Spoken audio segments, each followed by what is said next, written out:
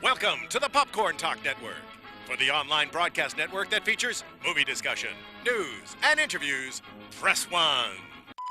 Popcorn Talk. We talk movies. From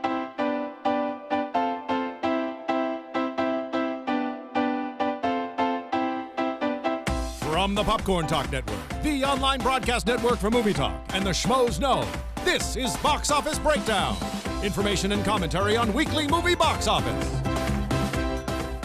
Hello, everybody, and welcome back to Box Office Breakdown. I'm your host, Sara Stretton, and I have with me back from his wonderful shoot, Mr. JTE. Wonderful is a tough word, but yeah, we'll get into it. I thought you were so excited. It was so good. I mean, listen, when you get the call, you have to, it's something you have to answer. It's a big call. I was on my way here.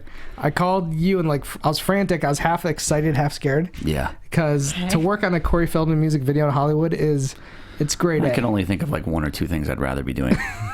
I mean, he's known for being like the guy at the Playboy Mansion. He is. Him and James Caan. Him and James Caan, exactly. And so we get there. We set up for about 3 hours in Beverly Hills. It was at a mansion. Some crazy music video that he wanted to try to do all in like one take, kind of like, Gravity, or like Alfonso Cuarón does his like one take kind of things. Like Children of Men. Yeah, like Children of Men. So after like 3 hours of setting up, the lighting, everything's perfect to go. We start shooting. He stops about 30 seconds to the first shot. And he goes, hold up. I'm going to run down to the 7-Eleven and get a Choco Taco. Everyone's looking around. I'm like, what? Choco Taco? They're delicious. But yeah, they are good. I was like, we're filming something here. And then his people are like, this happens all the time. So he leaves and he never came back. So if you ever want to meet him, you should just bring some Choco Bring some Choco Tacos. Or just hanging around by a 7-Eleven by the shoot. Here's the thing. Right. He left. He never came back. The whole crew was there for 3 hours, and literally the producer was like, we just got to shut down.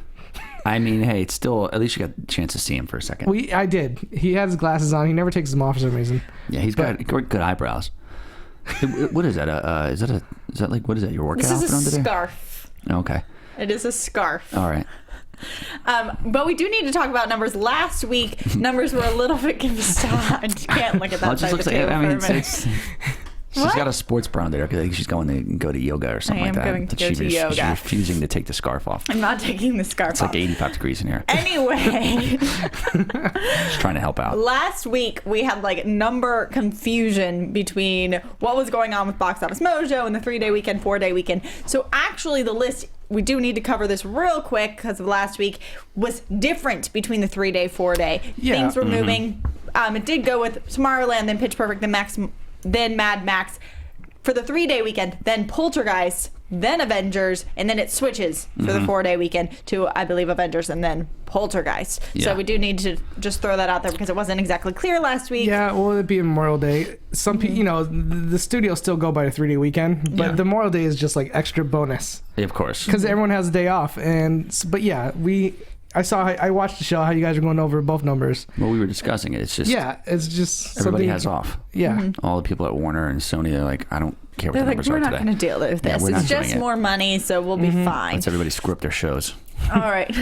But let's get into this week's numbers, which we do have. So for the last weekend in May, here it goes. Number 5. Going again to Avengers. Dropped about 50%, but brought in almost $11 million. So staying in there for week 5, number 5. Going up to number 4, Mad Max, bringing in $13.6 million. So it got beat out by both Tomorrowland and Pitch Perfect. Tomorrowland coming in at number 3, Pitch Perfect coming in at number 2. These 3 movies, Mad Max, Tomorrowland, Pitch Perfect, are within more or less like $1 million of each other. Really close. Pitch Perfect went up more theaters, went up another 100 theaters. That's on top of the fact that last week it went up another, I believe, 80 or so. So it is bringing in little money. It dropped 53%. Tomorrowland dropped 58%. Still brought in more money than I thought it would. And Mad Max only 45%, lost the least amount. Word of mouth is really carrying that movie. So it's a combination of, yes, the percentage of Mad Max is down the least, but Pitch Perfect is getting more theaters. which to me was an interesting move because they did have such a wide release to begin with, and I think people were pumped about it. But the reviews haven't been stellar. They've seen an opportunity. I mean, they're like, Aloha. Just throw Pitch Perfect in more theaters. I would have did the same thing. We will talk about that in a moment. Let's get to our number one, San Andreas opening weekend, bringing in $53 million. Yeah, it'd be 2, 3, 4 combined. Mm-hmm. Yeah, you're right. Wow. And 5. And 2, 3, 4, and 5. It's Dwayne "The Rock" Johnson's biggest opening. Yeah. Not a fast movie. More or less solo opening. That's what I'm saying, solo. Well, I don't know about solo. There's 2 things else in that. One, what's her name, and the other one. I said it was going to make 50 plus, and you call me crazy. I did not think it was going to make this. They were hiding kind of reviews. I would have expected the international appeal that this movie has for sure, and I think it is carrying out strong in that section. I didn't expect the domestic appeal that this movie would have had. I am a Dwayne fan. I like The Rock. I like The Mummy, like and he's wonderful. But I just didn't. I don't think I put the credibility to the fact that he is very active on multiple platforms. He has so many fans. If you're looking at Facebook, Instagram, like so many people. And he promoted the piss out of this movie. Yeah, I did. And across multiple markets. Yes, China, whether it's everything. not going on. I know he's going on TV and like singing He and showed hosting up at Saturday Night Live. He showed up at my screening.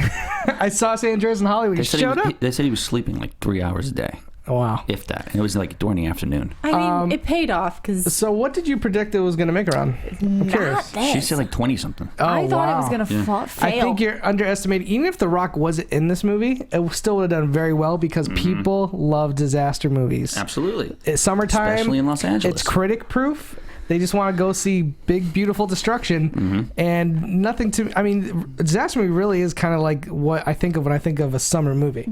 It's big scale. Yep. Just popcorn entertainment. So I would have said anywhere from 50 to 60. Yeah. Aloha was I did in not this. see that Aloha was in happening. the San Andreas. It's just like buried. San Andreas buried Aloha. Aloha didn't make our top 5. It came in at number 6 with right now a 10 million flat. I thought it was going to make more money than that. Oh, You had it at 20. Yes. I think I think that the heat got to you last week. maybe That's why it she's did. dressed up. I Yeah. thought I need to go get some stress relief at yoga.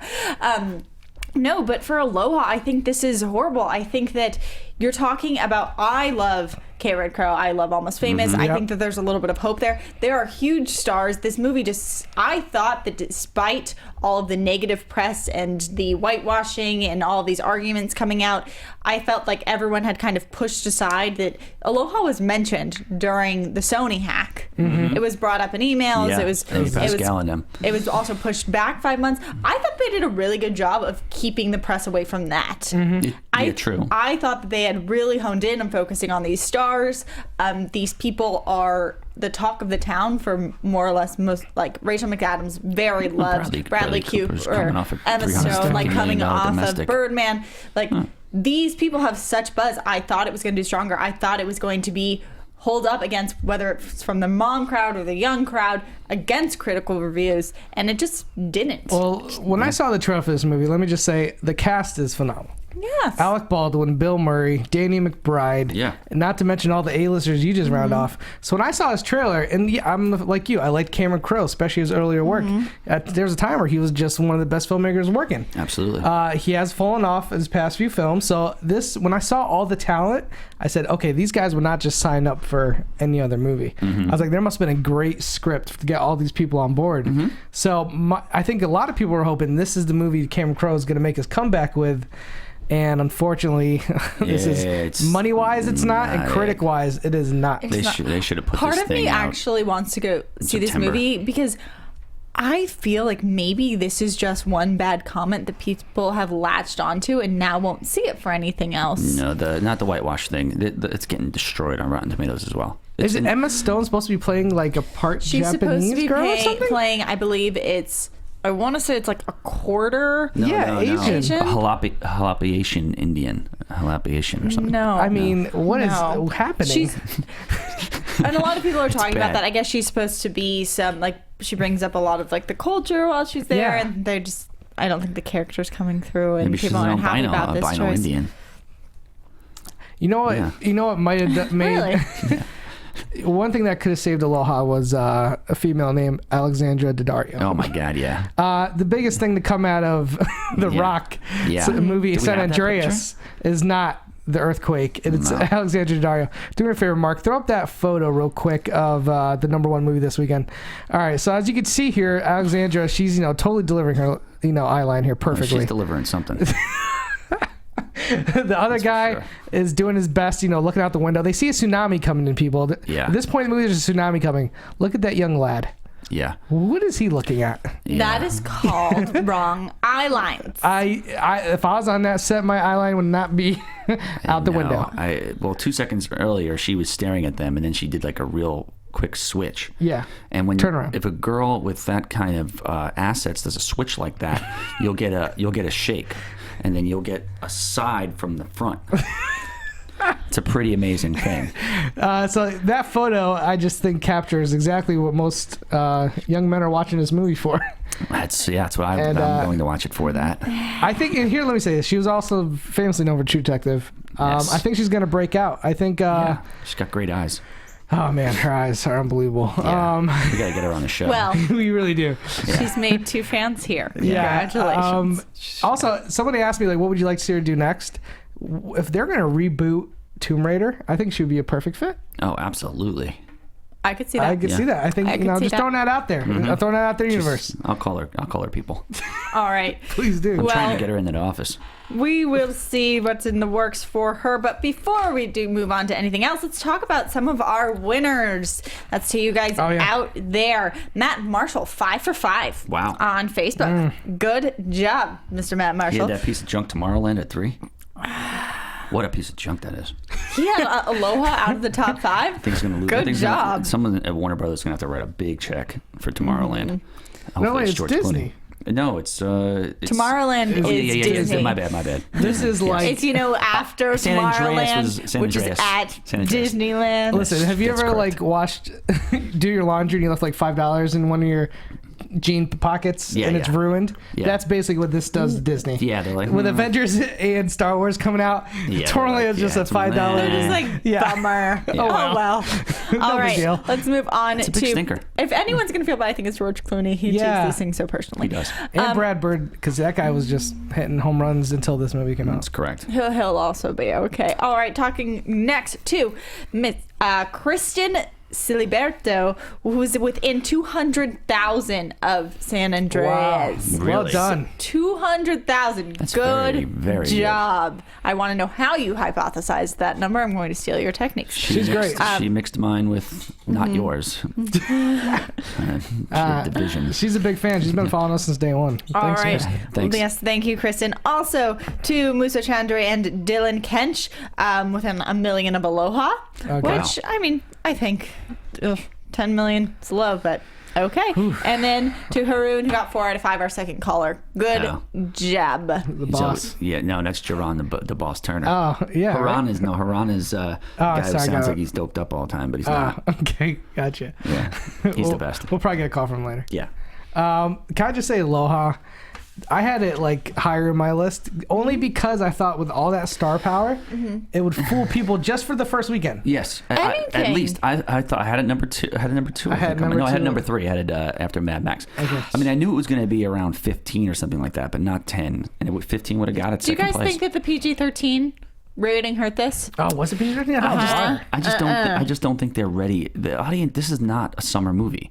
I think Sony put it out. They're like, let's just get this out of here. San Andreas will crush it. Nobody will hear about it, and we'll maybe have some life on DVD and home video. Man, the small, teeny part of me that kind of wants to see Aloha has Was now just vanished. destroyed because I told you it was PG-13? Yeah, because Correct. Cameron Crowe, he does his best stuff in a rated R setting, I believe. And now that I know it's PG-13, I'm just like, Yeah. He's probably I kinda- forced to do it because if it was rated R, probably nobody would have seen it. Nobody would have saw it. So it was. I mean, I you don't gotta know. look at it Could that have way. put a little bit more interest. Also, the subject matter would be changed, and Also, it could have heightened the script. Bradley Cooper coming off American Sniper. Yeah. Who was nominated for an Oscar. And that movie made, Yeah, but nobody was doing promotion for this film. they kind of knew it was a stinker, I guess.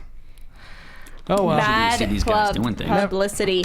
All right, Poltergeist, ugh. those were our numbers for this week. Let's get into the international numbers. Yeah, buddy. Okay, let's talk a little bit more about San Andreas, which cost about $110 million to produce and has plenty of international appeal given the solid track record of, as JT said, Hollywood disaster films.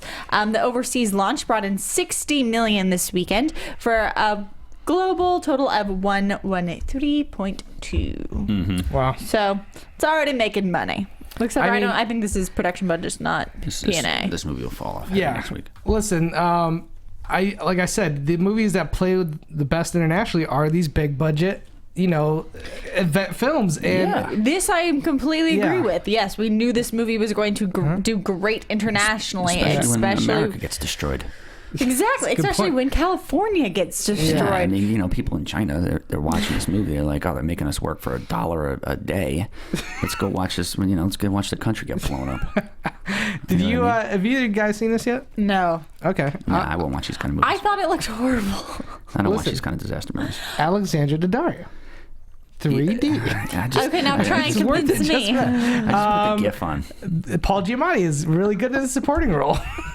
Oh, you saw this? I saw this. I Did said you like it? He just told you The Rock showed up. Yeah, The Rock showed up in my screening. Oh, yeah. I enjoyed it for exactly what it is. This is one of those movies that I will not see again. Mm-hmm. But for that one time I saw in theaters in 3D with popcorn in my mouth, I had a good time. That's another thing. That San Andreas was really bringing in the 3D percentage. I want to say it was like 44% of their tickets are 3D. That is so much extra money. That's raising your ticket prices at a solid like 30%. Well, these are to me, like, these are the movies that are made for 3D. Yes. I don't want to go see, like, Mad Max Fury Road is my favorite movie of the year. I tried seeing 3D, it looked horrible. Yep. I don't need to see it because it's so good without it that I just didn't need it. With this movie, it's all effects. Okay. It's all CGI, and there's literally buildings falling down. I'm like, okay, yeah, that's where they got the 110 in. Yeah, this is where more than that. This is where I want 3D to be in. Movies I really don't care that much about, but are just fun rides. Yeah. This feels like a Universal ride. Oh, completely. I feel like you're going through some sort of... That's all it is. I don't like earthquakes. I don't like real ones. I don't like fake ones. I don't mind them. Scaredy cat. Yeah. I sleep through all of them. All right, so let's go to Pitch Perfect, how it's doing globally. It is approaching that $300 million dollar mark. There we go. It's already at 228. So it's getting up there. A budget of $29 million. I know. Elizabeth Banks is fulfilling her last name. Yeah, she might. She is Elizabeth Banks that money. She might direct a new Star Wars. She might direct Star Wars? I mean, maybe. Acapella version? And this is crazy. Did you guys see this movie? No. I loved Pitch Perfect 1. Okay. Really did. Pitch Perfect 2 is so predictable. Like, yes, Elizabeth Banks, her comedic timing is in there. Her jokes are in there. Not one thing happens that surprises you. Very by the numbers, huh? 100%. Like, so to me, I'm kind of surprised, like, as they're pushing up these theater amounts, that's happening. Because it's not as good as the first movie, in my opinion. Predictable for predictable for adults, it's but fun. Not like these little stupid cheerleaders that are going there at like 12 years old. They want to see people sing, and the big chick make some jokes and like slap her belly and stuff like that. Yeah. Okay. But here's the thing: there's no other comedies playing right now. Hot Pursuit tanked. That thing just was off the radar in 2 seconds. This is a sequel, and the audience scores fairly well. So people are enjoying this movie. They're not the same way San Andreas is just a fun summer movie. This is just a fun, no-brain comedy for people. And because it's the only thing that even comes close to a comedy, really, in the whole top 10. I mean, it's good. I think that's where it's getting all people. That's going to change. It's about to change this weekend. Well, it's good for movies like this to sit back and make this kind of money. I mean, $29 million budget, and it's already around 300 internationally. That's huge. Huge win. It's close to Hangover money. It's not that big, but it's getting there. It's all right, let's get into Tomorrowland. Added in $70 million overseas for a global gross of 133.2, with Japan and Brazil being the only major territories still to come. That's a problem. Why is this a problem? Because that's not good money. But is that we're not surprised? No, people had a chance. This movie, people thought was going to be really big. There's a good message in this movie, and it's just not getting out. People just don't want to see it. It's crowded. The theater marketplace is crowded right now for this. Here's my thing. Again, it's Disney. They're not going to take a big loss. No, it doesn't make a but difference. the movie reporting cost like close to $180 million. It's a lot of money. It's not including like PR. Yeah. And it's only at 133 globally. It's going to be a loss. A huge one. It's going to be a huge loss. But this worries me because a lot of people are saying we need more original films. Mm-hmm. And that's really where they're hanging their hat on this movie. Like Brad Bird's like, he offered to do Star Wars. Yeah. And he kind of turned it down because he wanted to do original material. Mm-hmm. Mm-hmm. And when you got Brad Bird, who's done Incredibles, his first live action movie was Mission Impossible 4. And it's just sad for me because I'm hoping this doesn't make other companies scared to make original films. It's going to. That's the problem. Especially with budgets like this. Well, that's the only thing I will say. Even though it's original film, did it really need to be a $190 million movie? Nothing needs to be $190 million. That's what I'm saying. I think that on top of that, it is sad that the rap is, or the underhand is going towards original filmmaking, and a lot of people are also putting like, oh, can you have a female lead? Like, what is female leads doing it? But to me, the problem isn't coming from either of those in this movie. The problem is coming from Mr. Bird in the pacing of this film. Yeah, did you see this movie? Yes. Okay, what was your main issues with the film? I don't think it's a bad movie. I don't think it's a horrible movie. I think there's some strong things. I think the chemistry in it is really well done. I like all of the actors. For me, the pacing's bad. On top of that, you get a ton of action in the last 10 minutes. It feels very anticlimactic. Yep. And then to throw it on there, I don't know who they're aiming towards. The tone was very off. Yes. On one hand, their themes are very like in your face, like black and white. Like, this is our message, moral of the story, Disney, propaganda. But then how they go about the story, it's not as obvious. So you're like, are you treating me like an 8-year-old, or are you treating me like an adult? It's just mixed. Gotcha. And I went in like there was literally a kid, and I wanted to like stalk him out of the theater and be like, did you understand that movie? Because I was like, I just didn't think any kids would get it. But like the themes are so like kid friendly. I wonder even though it was original film, you are using Tomorrowland from Disney. You do have George Clooney, who, again, I think is one of the better actors working today, but he's not he's a draw for the adult audience more than the kid audience. Yeah, exactly. Which is why I'm not sure why they cast him in this. Imagine if they just hired somebody that had a little more family appeal. Yeah. Maybe it would have helped a little bit. Imagine... I'm just going to throw Stallone, of course. Yeah. I was imagine like Jim Carrey played that could have worked. George Clooney's role. Yeah, they might have brought in a few more people looking, because you're going to get a little more comedy. I think that's a good point. And that's a really good point. I just don't think George Clooney pulls the family Disney audience and some other actors. Because there's a lot of people who, the trailers are confusing. I didn't know what the hell was going on. See some girl flying around, George Clooney look up in the sky, and some other bullshit happens, and that's it. Well, some people seem to be on your boat. Let's talk about Age of Ultron real quick, because it's still making it into our top 5.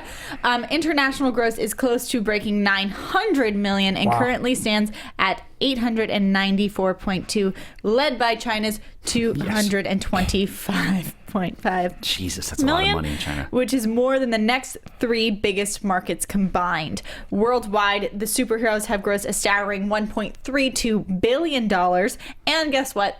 They still have Japan. Wow. So it will probably make it to at least $1.4 billion. Unbelievable. Now, China Fast 7 is at 1.5, right? Fast 7 will beat this movie. That's crazy.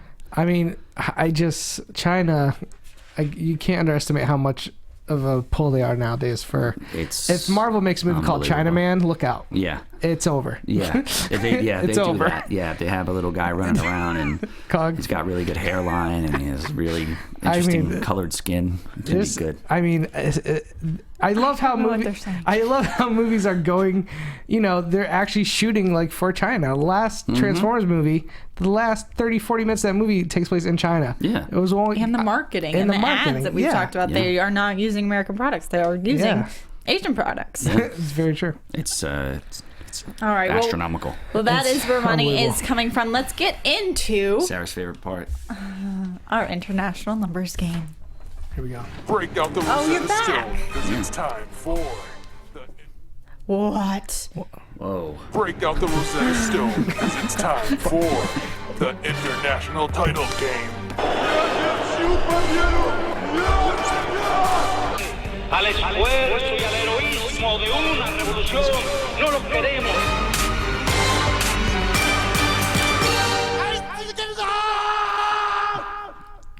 There you go. Were you playing air guitar? Yeah, that's my new thing. Dude, Yeah. Corey gave me a few tips. I asked him about it. He already knew about it, but he was like, "Hey, do this. Try a little of this. Use, he told me to use the cup a little bit. Use props. That's, All you right. know what? Props are I there. expect Thanks, full Corey. costume next week. Full costume. Because All right, I let's- bombed last week with trying to do it. Game, please. I couldn't mimic it. Okay. Game, please. All right, we're going with an interesting one this week. It's about they'll have some sexual overtones. All these movies, or sexual meanings in the name of the movie. The theme is sexual innuendos. Yeah, innuendos, good or bad. Okay. All from the People's Republic. Of course, All right. the best. Yeah. Okay. Fun with Dick and Jane. Oh, Jim Carrey movie. Okay. So much fun. I fell in love with the flow. Okay. Fell in love with the flow. Yeah. Another movie with this movie's called Good Dick. It's Oh. with Michelle Phillips and a couple of Yep, I remember whatever this her name. name's, Michelle Williams and Yep. some other girl. In China, it's called He's a Keeper. That's, yeah. Okay, that could be one title. This is another one. This is a real it's a underground punk flick. It's called Pussy Riot, a Punk Prayer. Okay. Okay. Punk Kitten Split Government. Oh, okay. That kind of makes sense. Okay. And the next one is Another Gay Movie. It's called Queer Comrades Same Play School. This is a very interesting category this week. This is tough. Yeah. So Fun with Dick and Jane. Okay. I fell in love with the flow. Good Dick. He's a keeper. Pussy Riot. A punk prayer. Punk Kitten. Split government. Another gay movie. Queer comrades. Same play school. Now I'll let you know in China they call gay people comrades. Oh, this is tough. First one. Yeah, 'cause I'm stepping up the game a little bit. First Yeah. Oh, sorry, Jesus. so I fell in love with the flow is something you think that's not the truth. Okay. one. True. Okay. Fair enough. Fair enough. I will go. Have fun. Oh man. I'll go with the last one. I think that queer comrades just. Okay. I think you might change something. It's close, but I think you might change something. Okay. All right, Mark. What are you thinking here, man? Can't go wrong with good dick. All right. And the winner is Mark. Damn it. He is right. I hate this game. Good Dick. He's a keeper is the false one. Really? Yeah. Damn it. Absolutely. I fell in love with the flow is really true. I was like, is that serious? I had to put it in twice. I thought Yeah. you came up with that one because I Yeah. was like, if he had to come up with a movie, which is the movie he could remember, and Queer it'd be comrades. Yeah, queer comrades. I was like, it's crazy enough. It could be China. All right. I thought maybe you were throwing a curveball and just adding something different. No, that's it, though. Mark, you win. Well you done, beat Mark. us just like Voila. pretty much all of our winners from last week. Good job. I do what I can. Let's get into our. Next week's is going to be about asses. Okay. Yeah. The donkeys or Yeah. No. I, The ones that are well, on this chicks. week we are going to now, guys. We are now going to be going on to our Dwayne "The Rock" Johnson's top 5 movies list. not counting Not counting. Fast and Furious. We're not counting Fast and Furious, but we are counting, I guess, some of the Mummy type movies. Yep. Well, he So- wasn't really in it that much. Which one? The Mummy Returns. Yeah, but he is the main villain. Yeah. And when he was first in The Mummy, which is not on this list, that was like his first acting role. He got like 5.5 million. The Mummy Returns was his first. Yes, that's he, correct. he was in the sequel first, not the Right. original. Yes. He got like 5.5 million though, and it was like his first acting Yep, role, that was which the is big deal. crazy amount of money. He's The Rock. All right, let's get to number 5 on his list is G.I. Joe Retaliation. We're already going to start this list with $119 million. These are adjusted numbers too, right? I think these are adjusted numbers. That's I don't know. Yeah, I'm pretty sure it's adjusted numbers because somebody was commenting on the other day we were taking unadjusted, but it's adjusted. It's adjusted. Okay. It's adjusted, inflated, gross. All right. I just have the numbers that I'm reading. Sorry. All right. So G.I. Joe Retaliation. It's terrible. Terrible movie. The first one was god awful. Ugh. This one is just very awful. My buddy wrote the first one. That's right. I met your buddy. Yeah, but I don't blame him. He turned in a great script. Yeah. And it was very close to the cartoon, which was great. And they went in and just destroyed it. And he was just like, just give me my money, let me get out of here. He's like, you ruined what I did here. The funny thing is, Channing Tatum was the star of the first movie with Marlon Wayans, so that tells you everything you know right there. But this was like The Rock's, Rock's trying to be the next big action star. They're like, let's give him G.I. Joe. Let's just reboot the whole thing. We'll throw Bruce Willis in there for the last 10 minutes. He'll sleepwalk through it and fire a couple guns. Yeah. And Bruce, action, Bruce. Yeah. Like, what do I got to do? Shoot somebody? Oh, yeah, okay. Every time he's in the movie, it looks like he just woke up from his trailer, and he's just like, what's going on? He's probably on Oxycontin or something. And so, again, I think it's better than the first movie. I don't think it was the hit they were hoping it would be. No. I think they're talking about making another one, but this is not... the movie, when movies make their money, it's either, holy crap, let's get a sequel going right now, or it's, we're not going to make this movie, and then there's that middle area where it's like, yeah, we could do a sequel. Throw it in like October of 2019. The third area of the whole Entourage spectacle where you can get some fans that make you make a movie. That's true, the Kickstarter way. We're going to talk about that in a little bit. We will get into that. Let's get into number 4. The other guys making 1, 2, 1. Yeah, and 21 million. It's a decent flick. It got totally crazy towards the end. It got crazy towards the beginning, too. Yeah, that's true, too. Here's the thing I like about this and his list that we're going to be talking about. While he is known as the action hero, he knows how to do comedy. Yeah. He started with the sequel to Get Shorty, which was Be Cool. I think some of his acting, some of his wrestling was comedy with the eyebrows, yeah. the bronies, and Yeah. like, shut up, don't talk to me, like all that kind of stuff. It's comedy. This is probably one, if not my favorite comedic role by him. He just plays, him and Samuel L. Jackson are these two partners who are just so like over the top. He's like, you shut your mouth or I'll put my hand up. Yeah. There's so many great moments, and even though it is a small role, he's one of my favorite things in that movie. Yeah, my favorite part about this movie is just Mark and Will Ferrell's interactions. Well, yeah, they're the stars, but I'm just saying, Yeah. we're talking about The Rock. He's saying he held his own. He did a good job. He did. Don't pout, JT. Yeah. Number 3, the good. Scorpion King, 127 million. Not the greatest of reviewed movies, but it's on TV all the time. Was this like the mummy type thing? Yeah. It was the Okay. prequel Oh. Yeah. to, so they made the Mummy, Was that Returns. Numbskull Brendan Fraser And in it? then No. and then it was like the Scorpion King and it's the prequel, and then they have like prequels to the prequel. No, there's going to be a 6,000 prequels. Let me tell you something. The reason why this movie made so much money, because this was his first starring movie, and he was being touted as the next big thing. Yeah. And Mummy Returns, people liked it, but a lot of people walked away saying, "Oh man, the beginning was the best part with The Rock," and he's a straight up bad guy, a villain. And then they make the Scorpion King, and he's like a good guy. And I'm watching this movie, I'm like, okay, well, they just used the Scorpion King as an excuse to make a movie starring Right. The Rock. It really doesn't connect with The Mummy Returns at all. Plays like an assassin. Yeah, and who then Yeah, becomes like king. yeah, Chuck Russell directed the movie. You got Michael Clark Duncan, who was in the film. I can't remember who played the villain, but Tia Carrere, was she the main female? Like the She was in. No, it wasn't her. No, was she it? was in True Lies. Yeah, I can't remember who played the main sorceress, but it was somebody famous. It was the girl from X-Men 2 who played the girl with the claws.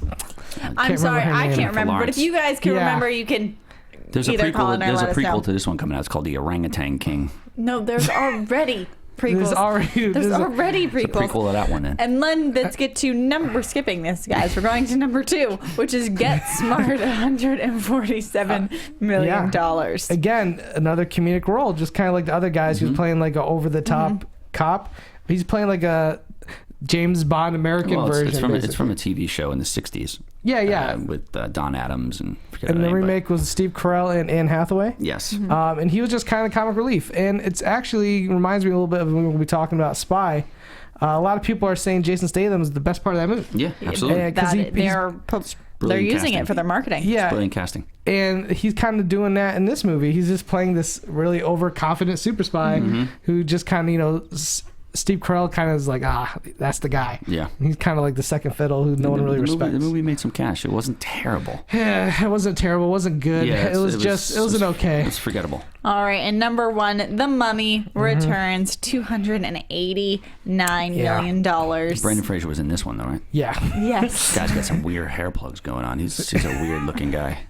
You think with all that money, you get done right. You go to the camp where people do hair nicely. I think he's perfectly happy with his hair. I think he's just drunk. You call Jeremy Piven. Yeah. All right. Well, The Mummy returns. The Rock was in it for not too long. He was also like he's put on a half scorpion body. Yeah, that's my biggest problem with this movie. Like, the beginning's great. It's a prologue. You see him like fighting with a shield, and he's this big badass leading his army. And then at the end, I remember watching this in theaters thinking, I just can't wait to see them fight The Rock at the end of the movie. And I expect The Rock come out just like as himself with a shield and a scorpion sword. Instead, it was a CGI scorpion with The Rock's head on attached. That like comes down from the ceiling. And it looks like PlayStation 1 graphics. It does not hold up whatsoever now. It doesn't hold up now, but at the time, did you feel like it held up? Yeah, I thought at the time it looked horrible. I did too. I did too. I was like, what? And I love the first movie. You kind of have to give it to them though. It was early compared to like what we have now. Yeah. All right, so these are The Rock's grossing top 5, not including the past movies and not including what. Well, San Andreas, I think, will be his number 1 after all said and done. I think it's going to be on this list. Yeah, not counting Fast and Furious. It'll make this list. Yes, absolutely. It'll make this list. It'll be number 1. All right, now let's get into it. Mummy Returns. Yeah, you're right. You're right. Shot it. Let's get into upcoming films so that we can, of course, go into predictions. Yes. Let's start with Entourage, coming out in just 2 days. Wednesday release. So I don't know how this is going to affect our numbers because we normally just go by the weekend. Just put it low on your top 5, and you can count the Wednesday numbers too. What you want us to count the Wednesday numbers in our opening? Movie. It's going to tank. You think it's going to tank? All right, let's talk about Entourage. Entourage made more or less because I think the fans really wanted it to. As soon as the show wrapped, the rumor I've heard is they started filming without even really the green light from the studios, or was writing. Really? Yeah, I mean it's possible. Like I said, my company had a chance to put some money into it, but they're heavily loaded on back end deals, and it would have been it wasn't smart. Just look at some background. Did you watch Entourage when it aired on HBO? Okay, so you weren't a fan. I liked it. I got into it late, so it was one of those things that I would like watch it when it was like on with people, but I didn't like follow it every week. It was terrible. Wait a minute, you didn't like Entourage? I watched the first season. That was it. Okay, well, I was in college when this was like during its height, and I was watching. Me and my friends were in film school, and we were living in Florida, so we were watching this thing like we gotta go to LA. Well, that's what it did for everybody. It brings the dreams up. There's drugs. There's glamorous lives. There's naked stupid chicks. Finale of Entourage only had like 3.1 million viewers. Well, to Finstock's credit, it was not as good as it was when it started. Yeah, the last 3 seasons the first was great. You bring your buddies into LA, make a name for yourself. But you're saying only the first season's good? Yeah, I stopped watching it. Nah, I like the first 2 or 3. And there's 8 seasons. That's crazy. 4 and 5 weren't that bad. Then 6, 7, 8 is really what kind of started going a little downhill for me. They kind of started just doing the same thing over and over, and you can tell they're running out. How many times is Vinny gonna like do drugs and bang a chick, and then like, Ari's gonna say if this movie bombs, your career's over. But here's one thing I always enjoy about the show, even if the season wasn't very good, is I did love the cameos. Okay. And this trailer is definitely playing up on those cameos. A zillion of them. Everybody and their mother. Listen, Tom Brady's in the movie. I'm gonna be there. Tom Brady's in it. I gotta support Tom Brady. Ronda Rousey. Liam Neeson, Ed O'Neill. Great cameo heavy, bringing the gang back together. I get it.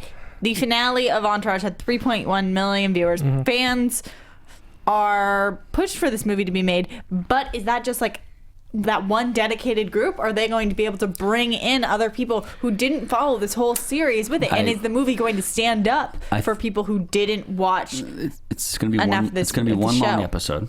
Yes. We all know all that. TV movies feel like that. Yeah, we all know that. I don't think and Doug Ellen's saying like, if this goes good, I'm planning a trilogy. I'm like, what world are you living in? Okay. These are all nice guys though. They're nice people who do the show. But I don't think the budget on this was. But I think huge. they're opening it on a Wednesday because they know they are going to get destroyed by Spy and San Andreas. They have no shot. It's Okay. going to get smashed. So, like, let's get our money on Wednesday and Thursday before this Spy hits, because the Spy's like 90-something on Rotten Tomatoes. Yep. And they're talking about franchises for this. Entourage, I think their fans are either now pregnant and not watching anymore, and the guys are just, like, working somewhere and they don't care about it either. Yeah, this isn't like the guy version of Sex and the City. No, it's not. Buddies are all getting together like, let's go see Entourage. Like, Kevin Dillon's like 50. All right, so let's get on to our next one. The next movie is going to be Spy. Not only are they playing up the comedic part of Jason Statham, and of course, but they also have really been playing up that this is the guy who brought Bridesmaids, who brought The Heat. Yeah, Paul Feig. They have been pushing that angle, I feel like, really hard. I think that the original outlook on this movie was that it was going to be bad. And then they started pushing him and showing that he has credibility and that this is not going to be a bust like Hot Pursuit. No, definitely not. Well, let me start by saying this is the movie I'm having the most trouble with on our list, because I do feel like You could pencil this movie in for high 30s, It's a 94% on Rotten Tomatoes. 94. I understand it's 94, but that doesn't always equate to people, middle America, running out to see this movie. Melissa McCarthy has not been the pull she has been. Tammy was a disaster. But it made money. And a lot of people, I feel like, are tired of kind of her gimmick a little bit. She kind of does the same thing every time. But it's like, people like Sarah will go with her mom. They're like, let's go see Spy. Yeah. That happens. But I'm just saying, like, I do feel like it's going to do good. I don't think it's going to bring anywhere near as much as The Heat or Bridesmaids. I think it's not going to be that big of a hit. I think this was going to be one of our most intriguing top fives this week. I think it's going to be very intriguing. I think it's going to do good. I just don't think it's going to do great. All right. But we'll get into that. I just think it's interesting. It has 94 on Rotten Tomatoes compared to what's currently in the box office. That's Mad Max has 98. Far From the Madding Crowd had like 85. Avengers is at 74. What's number 2 this week? It was Pitch Perfect 2? Pitch Perfect, yes. Pitch Perfect, and that's at 66. People are still going to go see that before they go see Spy. I think they're going to see Spy over Pitch Perfect this week. I think overall they will, but some of the people, it is going to take a little bit of the audience, because some people who haven't seen Pitch Perfect 2 yet are going to like, oh, we'll see that before we see Spy. Because it's a sequel, and it's doing gangbusters. We will see. Spy's like Big Mama's house. Yeah. All right. Like white people. Let's throw some horror into the mixed. Poltergeist didn't do too well, but let's see how Insidious Chapter 3 is going to do. What do you guys think? First one was good. First one was great, yeah. Yeah, with Rose Byrne, right? Sequel, not so good. Not so good. But still made money. It did. Sequel opened to $40 million. Yep. Lifetime gross of like 83. Compared to the first one, opened to 13, lifetime gross of 54. So it is going up, but the reviews were not as good for number 2 as number 1. And so you can expect... Well, Poltergeist came out 2 weeks ago, and obviously it's tanking, and nobody really wanted to see that. This is a brand. I mean, this unfortunately is a brand. And these horror films always do their best their first weekend. Yes. And this is why it's making my top 5 this week very hard. It's traditional. Because Spy is a first-time film. Yeah, it looks funny. But because Pitch Perfect 2 is out there, I feel like Insidious might have a chance to overtake it. Okay. Because horror movies, they open strong, and it's a franchise. That's true. Those two things, I'm wrestling with it. But I liked the first one a lot. Second one, even though it's not as good as the first, it actually did some things different that I hadn't really seen in a horror movie before. They did this real cool thing of integrating time travel. Yeah, it's which is a very interesting kind of concept right away. It's almost sci-fi-y. Yeah, a little bit sci-fi ways. And I will say the trailer for this one, not bad. But they are withholding all critical reviews. That's not good. Same thing with Entourage. Same thing with Entourage. But Entourage 2 days away and no reviews at all. Horror is one of the few genres on that first weekend where the reviews don't mean too much, because the horror fans will come out. My buddy's seen Entourage, or saw Entourage over at the Playboy Mansion. What do you say? He's like, we got fun in the grotto later on. That's about it. I wish you could see the face Finstock just made if you're Yeah. It listening. was a very head tilt sigh. But Yeah. look out for Insidious. That is a name brand franchise right now. Also, just to round out our upcoming films, let's talk for a second about Hungry Hearts. Yeah, Adam Driver, who is going to be a huge star once Star Wars comes out. Yeah, he was in Girls and stuff like that. Yeah. People love him. He's Got that. He's 6'2". He's got good bone structure. And he sleeps with Lena Dunham or whatever. Doesn't he from Girls? He sleep with her? In Girls, yes. in He Girls, is yeah. her love interest. Yes, He's he has fun coming with out in that. Star Wars. He used to be in the military. Yeah. He's a military Really? I guy. didn't know Yeah. that. He was in the Marines. He was in the Marines. Wow. He used to be a Marine, left, decided, became an actor. He missed the tour And because he cracked his sternum. Oh, jeez. Yeah. there you go. But yeah, it's a very small independent film. It's about his wife is somebody who Doesn't like vaccinations or and Jenny modern McCarthy. medicine. yeah, Jim McCarthy style. And the movie is about a father who's like his son is not doing good, and the wife.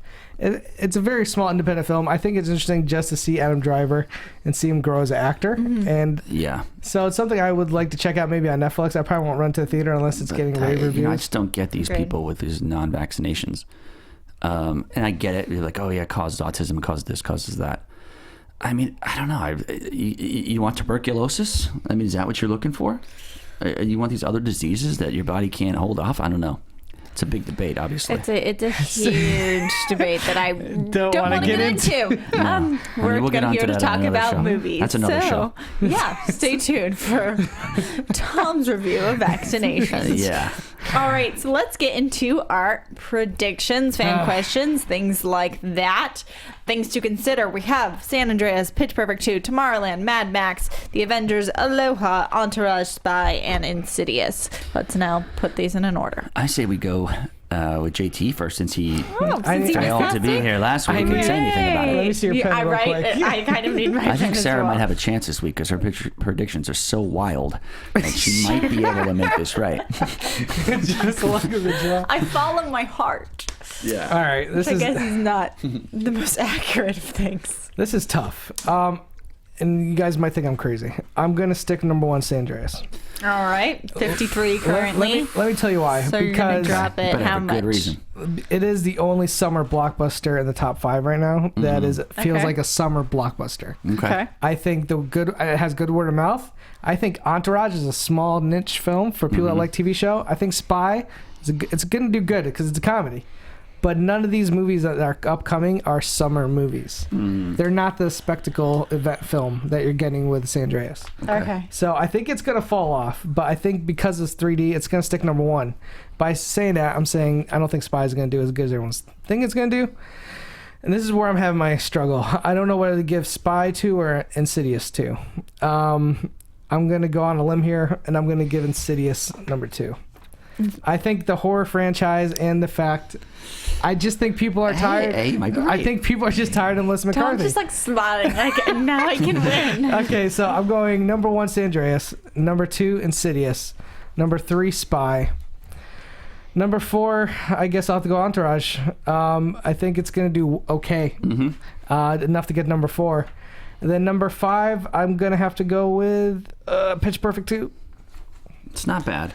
I mean, it's not bad. It's not horrible. It's not horrible. It's not horrible. Not Five. horrible. I mean, I need my pen I back. just think San Andreas. I think it's gonna fall off not too much, and I don't think those new movies are gonna really. Entourage is also comedy, like Spy is, and I think Yeah. those two might cannibalize each other a little bit. It's possible. The guys are gonna go see Entourage and before they go see Spy. I mean, I like your argument. Your argument's it's pretty valid. Okay. Let's hear what this one has Listen, to say. Corey Feldman gave me a lot of drugs. That's true. I mean, hey, I don't know what's I happening. used to right hang now. around with his brother. He's a lunatic. Oh, am I going? Yeah, you're going. Oh I want to gosh. see where your head's at with this one. This is another level. I'm really before you see the interested Burkham in yoga talking later. about Spy because when we look at Heat, the Heat opened to 40 million. Yeah. Bridesmaids opened to like 25. Sandra Bullock, by the way, carrying that movie. Agreed. Thank you. Agreed. The draw. But they've really been pushing that it's going to be in that vein. What was last time? Also, you have Melissa- Rose Byrne and you have Jason Statham. And Bobby Cannavale, whatever his name is. And like we've had such a great appeal from like movies like Kingsman this year. Who's the star of the movie? Melissa McCarthy. What was the last movie she opened? Tammy.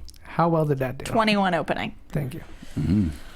Yeah. But Tammy looked worse than this movie did. I mean, yes. The doctors and JT. Yeah, this movie's got. Okay. You know. Okay. San Andreas is at 53. Let's say it drops 40%. You're going to bring it in at 28. Exactly. That's where I got That's a really. it. I got it about 27. And for R-rated movie starring for Spy.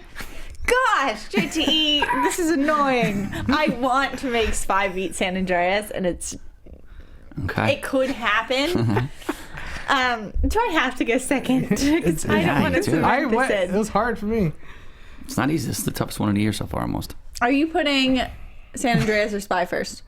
Because I'll do whatever opposite one you do. Spy's going to do $40 million. $40 million, Jesus. No, I don't want. It's going to do $37 to $40 million. R-rated, Melissa. Yep. I'm gonna put Spy second just because he's putting it first. Okay. We're gonna go with San Andreas, then go to Spy, then we're going to throw it to. Are we including Insidious in our? Yeah. Are we including Wednesday and Thursday? Yeah. So we're doing the whole thing. You guys, I don't like this week. Well, see how with the weekend. No, we'll just do the. We the go by weekend. what the weekends. box office weekend number actuals. is. The weekend actuals, yes. Because when they release the box office weekend, that's what we're going by. Yeah, we'll see it.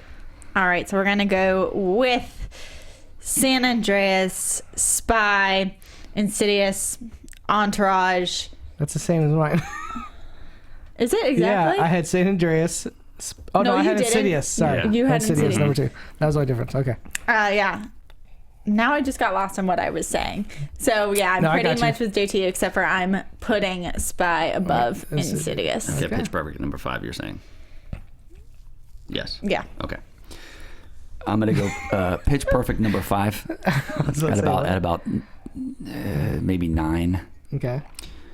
You're keeping it at Yeah, Entourage. 15 right now. Yeah, it's gonna be like And 9. it's been dropping 50. Yeah, they put it in more theaters. It's gonna be all right. Number 4 is Entourage. Okay. Probably like 14. We're on the same boat so far. Number 3 is Insidious. Okay. At probably about 23. Okay. 2, San Andreas at about 26, maybe 27. Maybe because it made 53, people were like, yeah, maybe this movie's all right. Maybe it cracks 30. Maybe. Okay. And Spy in a good $7-8 million runaway at number 1. At probably about between 37 and 40. Alrighty. Sounds good. So This it's is a a big close one. run for This is a all of big us. one. We'll see how This is a big it goes. Yeah. Let's see if it seems like we do have a caller who's hello. Oh, Not yet. We're about to. clicking the hello button. Eventually. There we go. Hello, caller. Who is this? Hi, is this a box office breakdown? It is. Sure is. Oh, I'm on a little bit of a delay here. This is Chris Hosterman from Louisville, Kentucky. Hey, there he is. What's up, buddy? The man, the myth, the legend. What's going on? Hey, how are you all doing? Welcome back, JT. I missed you last week. Thanks, buddy. Good to be back. Yeah, he's a good guy. He's good to have next to us. He had Thanks. the Corey Feldman thing going on, man. You know, it's you can't miss opportunities like that. I mean, if Corey Feldman called Sarah up, she'd leave the show right now before it ended. I'm going to go with that's not true. All right. Just saying. Maybe not. Yeah, it seems like a pretty big deal. Like, he had to go get that chocolate taco. I mean, I don't know. I mean, I don't know if that's a code word for something. Yeah. I just Might was be. like, oh, Choco Taco, okay. And then when it never came back, I was like, what the hell's going on here? Maybe he had a spur of like a stroke of genius and wrote like Goonies 2 in like a half hour. Hopefully. Maybe that's where the creativity comes from. That's you know, Well, first of all, I just wanted to apologize that I wasn't able to get that picture to you all the other day. So some Okay. technical difficulties came up. you know, I don't want you to get in all trouble, fault you know. I don't want you to get any charges brought up on you. Although those are cool sometimes if you're looking for them. You know, and you get street cred. Charlie Sheen Yeah. style. Street cred style. So you got the top 5, bro? What's up? Well, I failed miserably in my top 5 last week, so I don't have a top 5, but I do have a question that I just wanted to get your all's opinion on. Oh, yeah, sure. Yeah, shoot. I went and saw Mad Max again for the second time last week, and I started thinking about it. I know there are, adult concepts and it's an action movie. But I kind of walked out thinking, I don't really know if it warrants an R rating. Like I think it could have passed as a PG-13 film and maybe made more money. There wasn't a lot of blood, or there wasn't any really terrible language. So I was like Charlize kind of wasn't thinking naked. that they could have bumped it down. I disagree. I think that the nature of this film is very gratuitous and it is very graphic. On top of that, just the themes of the fact that these, just take that the women are more or less imprisoned and used for sex as moms. I mean, that's cool, but also the idea of religious suicide. The themes of it, I think, are definitely more an R rating. But I agree with Sarah. It's the themes more than anything else. That's very interesting, though, because I understand what you're saying, Chris. There's not some crazy gory violence in this movie. There's actually very little blood that I can even remember, except for there's one scene where the main villain kind of meets his demise. It's a little bloody, but you look at movies like Taken, which is PG-13 when it came out in theaters, and you're dealing with sex trafficking of young women. I would have also given that probably an R. But it was PG-13. That's what I was thinking. Is because there are adult concepts and there are themes in the movie that I understand are disturbing, but at the end of the day, I was like, I've seen PG-13 movies that I feel like are worse. Yeah, but that's because there's money involved in that. People, you can grease these guys. It's done. It's been done before. I also think that the R rating definitely helps this movie. Yeah. In the audience that it brought in, I think they were searching for an R rating. Some people neigh at that. They see a PG-13, they'll be like, meh. I mean, here's the thing. I agree because if you've seen The Road Warrior, it's much more violent. I have, I watched The Road Warrior right before I went to go see Mad Max just to be fresh on it, and The Road Warrior felt much more disturbing to me than. And what's that, PG-13? And that's PG-13? It's rated R. Okay. I mean, you got to think they were a little more lenient back in those days on their R's. A lot of innocent people are just killed in Road Warrior. That are innocently just killed and tortured at some points. There's even a mild rape scene. Well, that's what happens in apocalyptic worlds. That's the what I'm same thing with Book of Eli. That was an R, just because of the rape scene. I do feel I need to see the movie again now that Chris has said this, but I could kind of see where it's coming from. I mean, I understand it on some level. One scene that stands out to me that is way more the PG-13 route is when they have Rose Wheatley die. Yeah, you don't really see it. And she supposedly gets hit by tires or whatnot and isn't marked up at all. Not even bruised. There's absolutely nothing, and we don't see the baby or anything. Sure. I get that. I just think theme-wise, audience-wise, this makes sense as an R. I could see a kid going to this PG-13 just coming out with nightmares, so I can understand what you're saying. Just the overall tone and some of the imagery is just nightmarish. Yeah. Great question. But it's a good question, and fantastic question. Maybe there'll be an unrated cut. Yeah. I'll let you all get back to your other callers, but I did want to say I will be rooting for Team BOB in the Ultimate Showdown. Looking forward to it. We're gonna surprise a lot. We're gonna do our best. Interesting. It depends if Christian cheats or not and puts us up against the three champs back to back to back, because that guy is a scam artist. I'm kidding. He's great. Yeah. Thanks, man. We're gonna do our best. All right. Let's. Sorry, He's he got good. cut off. Sorry. It's all good. He's all good. He got a lot of time. Yeah. We are going to go to our next caller. Welcome to the Box Office Breakdown. What's up, buddy? Who we got? This is Sierra from Canada calling again. Oh, hey, yeah. What's up, dude? What's up, buddy? How's it going? You almost had the top 5 last week. I just want to call in to get my top 5 this weekend again. Yeah, let's do Try it. to get it right. Yeah. Let's hear it. JT's back. Anyway, you happy to see JT? Pardon me? You happy to see JT back? Oh yeah, welcome back. Sorry about that. No, it's great, man. Yeah. We're America. This is America. You're in Canada. I understand. Yeah. That is. So number 1, I'm gonna say Spy. Nice. Okay. Nice. That's number 1. I like I think it's that gonna choice. make probably 35.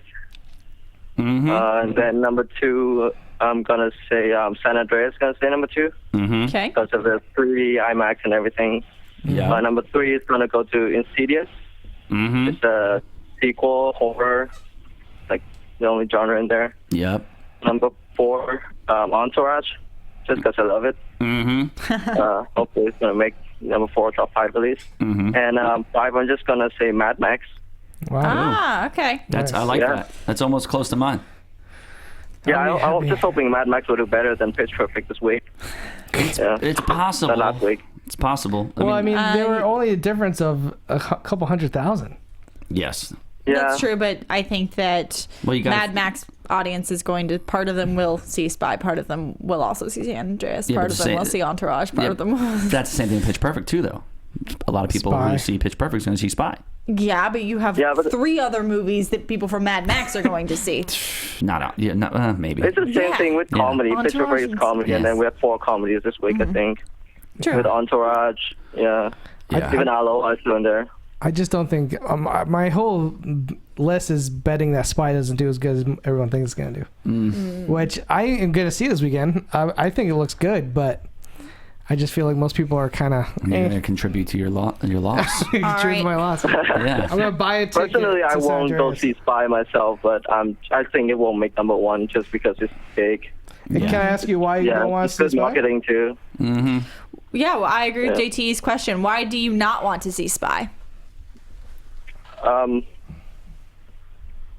don't know. It's just not my type of movie. I don't go to theater to see Spy. I'm just gonna wait for it to go out on Netflix or DVD or something. Yeah. Gotcha. That's fair. Totally understand That is fair. I heard it's good action in it, though. I heard it's really good action. Yeah. So All we'll right. see. Well, hey man, thanks a lot for your list. We'll let you know how you do. All right. Yeah. Thanks, man. Thanks, guys. Yep. Yeah. One more now. Should we do one more? Just or one more. One more. We're feeling generous today. Yeah. We are over time. Yeah, we are. Welcome to Box Office Breakdown. Who do we got? Hey, this is Dylan. Hey, what's Of up? course, dude? it's Dylan. See, that's why we had to take America off. Yeah, we got The it. guy who runs our Facebook page. Yeah, is we doing a got killer a job. minute, Dylan. We got a minute. Dylan, quick question for you. Do you want to see Spy this weekend? Actually, yeah. After seeing the Schmoes review on it, hearing pretty good word of mouth, plus a 94 on Rotten Tomatoes. Yep. Seems like it could do good. Do you think that Christian Harloff is going to put me and JTE in a really bad bracket for the Schmodown because he doesn't 100%. want us to, go far? He has to. He's worried about you guys, man. I think he is. Don't sleep on JTE. Yeah, give us your top 5 real quick. I got Spy, or Spy, San Andreas, Entourage, then Insidious 3, then Mad Max. All right, so wow. he I just like took it. our last caller's list and you switched Insidious and Entourage, but you're on a whole different game than all of us. I know. Yeah, it's going to be He's got interesting. Entourage. All right, Entourage could be a breaking sleeper, from man. the pack. There it is. There's Dylan's top 5. That Sarah. everybody loves. Thank you, Dylan. Hey, Dylan. Thanks, man. Keep up the good work. Thanks, buddy. Hey, no problem. Sarah, will you support us when we do our Schmodown? Of course. Yeah. Team BLB. I'm on your team. I support you. We'll all go to I yoga. want you We'll to go to win. yoga. You could come You out. should go to yoga first. You'll I'll come calm to your any, mind and I'll be come ready. To any yoga class you're in. Wonderful. We'll I actually all run go. a yoga class in Beverly Hills. So. Yeah. Let's do it in the park. You guys, we are so over time. We're not going to talk about yoga anymore. Finstock. At Schmoes JTE. Wonderful. Also, I think I'm supposed to tell people to go to podcast1.com. I'll get more into that last week because we don't have time. Yeah. But basically, review, subscribe, YouTube, iTunes, ratings. Thank you, please. Yeah. Also, come Yeah, back the to Box Schmoes Office 200 Breakdown. episode on Thursday. yeah, and check out JTE Movie Thanks. A lot of great guests coming up. Absolutely. For sure. Bye, guys. Poof. From producers Maria Menounos, Kevin Undergaro, Phil Svitek, and the entire Popcorn Talk Network, we would like to thank you for tuning in. For questions or comments, be sure to visit popcorntalk.com. I'm Sir Richard Wentworth, and this has been a presentation of the Popcorn Talk Network. The views expressed herein are those of the hosts only and do not necessarily reflect the views of the Popcorn Talk Network or its owners or principals.